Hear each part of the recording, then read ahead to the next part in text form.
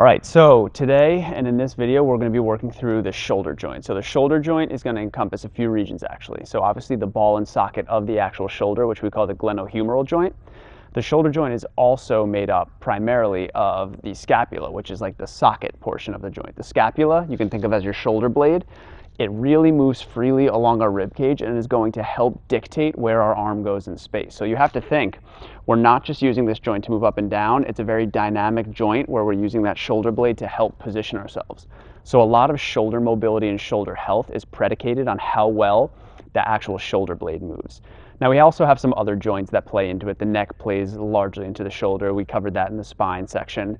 And then the clavicle attaches to certain points that also move as we get our arms out in space and overhead.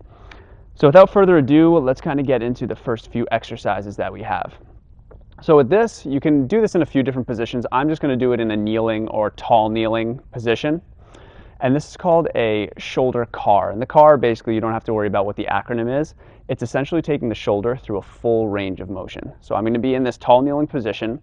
The key is to try and not compensate with any other movement as we're bringing our shoulder through. So no spine rotation. And you're going to notice it might look like my shoulder movement is limited.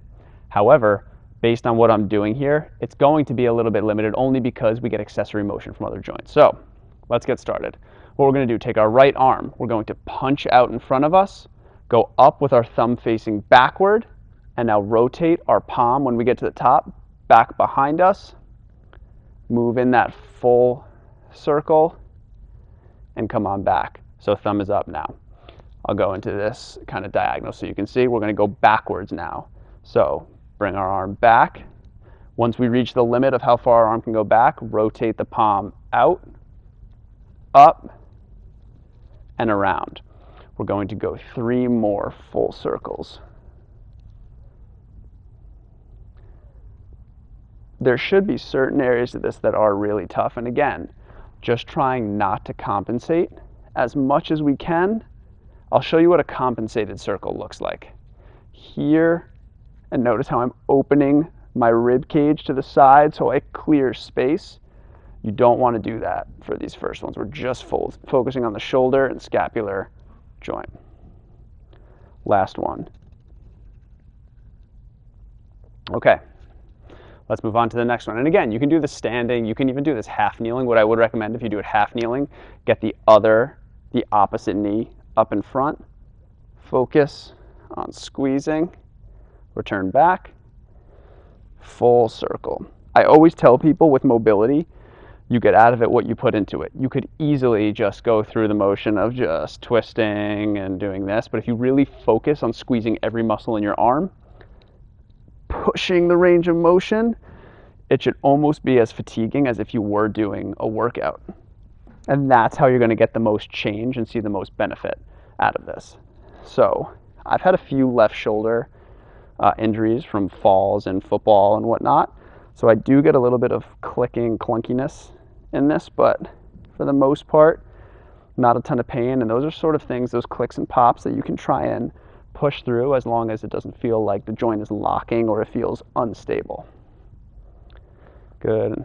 Get from the side here so you can see rotation and back.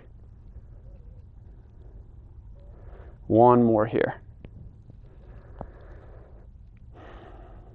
Awesome. So now that we focus primarily on the shoulder joint, the glenohumeral joint, like I said, the ball and socket, let's focus on controlling that shoulder blade. So I'm going to show this from a few angles, and this is actually a lot harder than it might look. So we're going to stay in this tall kneeling position. Arms are going to go straight out in front. Here's the key. You're going to lock your arms the entire time. That's going to ensure you're not getting this false movement from your elbows instead of using the shoulder blade. So arms out in front, we're going to do circles with our shoulder blade. So first, what I want you to do is punch out like you're throwing a jab if you're a boxer. Punch out, shrug up, and now back, down, and just rotate through circles in that position. We're going 10 in this one position. I'm going to show you from behind so you can see the shoulder blades move.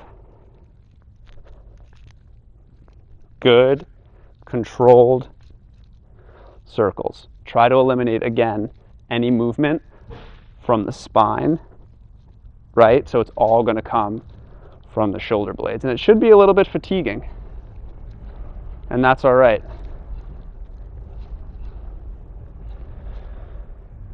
Good. Now let's go. So if you were going forward to back like this, reverse it. So now we'll start with a shrug, and now we're retracting or pinching our shoulder blades together as you go, right? So now we're squeezing up and down, squeeze up and down. Let's go 5 more. And right now I can even feel back of my shoulder blade, mid-back is starting to burn, right? So you know you're kind of getting some good muscular action in there, controlling. So now that we did that with our arms free from the ground, we're going to actually do them loaded. Okay, so the first way and easiest way you can do this is in a quadruped position, meaning 4 points of contact. And what you're going to do, again, keep those elbows locked. You're going to sit in and let your shoulder blades collapse, scoop around, and punch. Good, creating those circles. Take them nice and slow. This is almost like a little bit of an acquired skill as well. So it might take you a little bit of time. So you'll go 3 one way and 3 the other way. And like I always say in those other videos, if you find an area that's a little bit sticky or clunky, stick with that area and just move in and out of it, move in and out of it. So this area for me, at the top there, I feel a little bit of pinching. I'm just going to stay here, and then move out of it. So let's go for about another 10 seconds.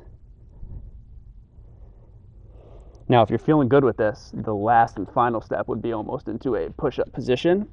Lock those elbows, collapse, circle. Good. Awesome. Okay. What we're going to do now is work on a little bit of shoulder rotation. Okay, so let's get onto our stomach.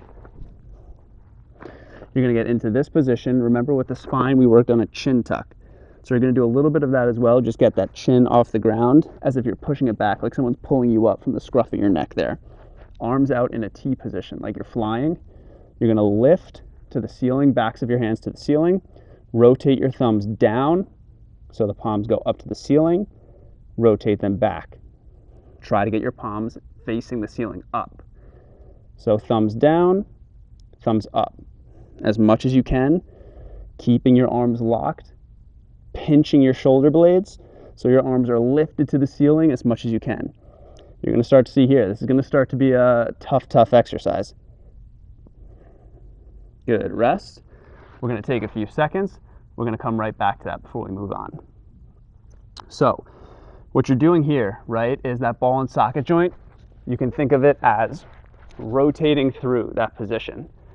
Okay, so creating lots of control, not only in what we call flexion and extension, but in rotation. So this is great for athletes, swimmers, any overhead athlete, but also just in general. Rotation is a very important component of a ball and socket joint. That often is the first thing that decreases either as we age or when we get injured. So 5 more, slow and controlled.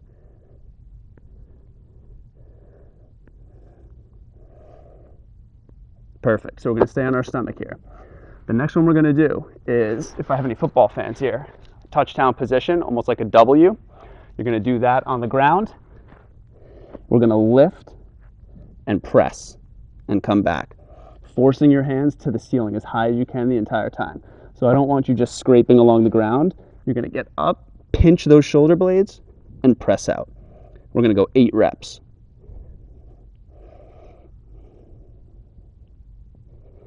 Good, keep those hands up. If you need to take a break in between, you can. And if you want to do another set of these, you can as well. So you're going to notice that mobility looks a lot basically like strength training in a certain way, right? So you want to create strength in certain positions that are vulnerable to you. That's the true definition of mobility. It's not just flexibility, how far can you get a joint back? It's do you have active control? Final exercise. We're going to put it all together. So you're going to start out in an I, so arms out in front, thumbs up in the air. You are going to lift, thumbs up. When we get to that T position, remember those rotations, palms up to the ceiling, thumbs down, fold them behind your back. Good, now lift from here, come back out to that T, rotate your thumbs so they're up and back out in front. That's called a swimmer. So you're going to go through 6 of those, nice, slow, and controlled. Go ahead. Start off with 1.